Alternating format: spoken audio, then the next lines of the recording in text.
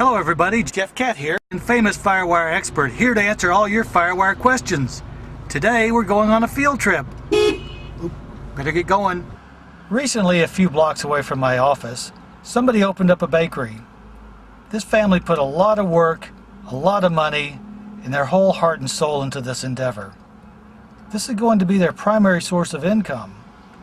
And when it came time to naming this establishment, what name did they choose? Whole Lotta Yum. To them, that seemed like a great name. To me, not so great. So what was our purpose in taking this field trip? It was to serve as an illustration. You see, I've received a lot of emails lately basically asking the same question. My new hard drive has FireWire, but my computer has i.LINK. What kind of adapter do I ask for when I go to the store? Well, I think this next segment from my upcoming feature film, Everything You Wanted to Know About FireWire, may just shed some light on this question. There is some opportunity for confusion when it comes to naming. FireWire, is that the same thing as i.LINK? And how about 1394? Is that the same thing or different?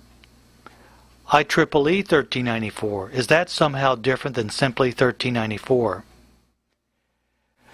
Add to this the fact that sometimes you see different naming used next to the i.LINK 1394 port on devices.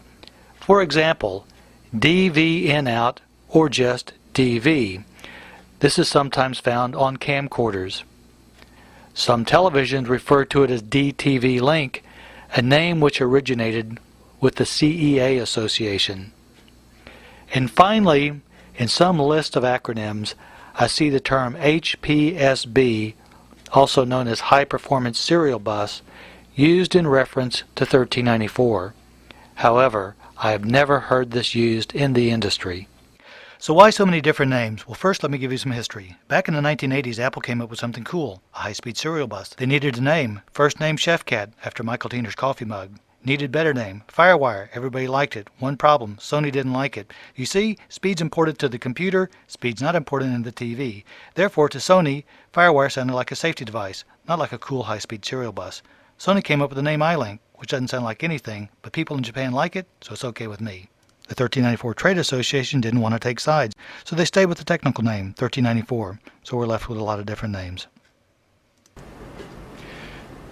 So you see, it's nothing more than a difference in naming. One company likes one name, another company likes a different name. Not everybody agrees on which name's the best name. There are no intentional differences between i.LINK and FireWire. Sometimes people think maybe the 4-pin connector is i.LINK, the 6-pin connector is FireWire, but even that's not consistent. It's simply different names for the same technology. By the way, my neighbors with the bakery, they must be doing pretty well. They've recently opened up a second store. This one named Nothing Bundt Cake. Well, I think they're getting a little better at it. This is Jeff Cat, wishing you the best of luck in all your FireWire endeavors.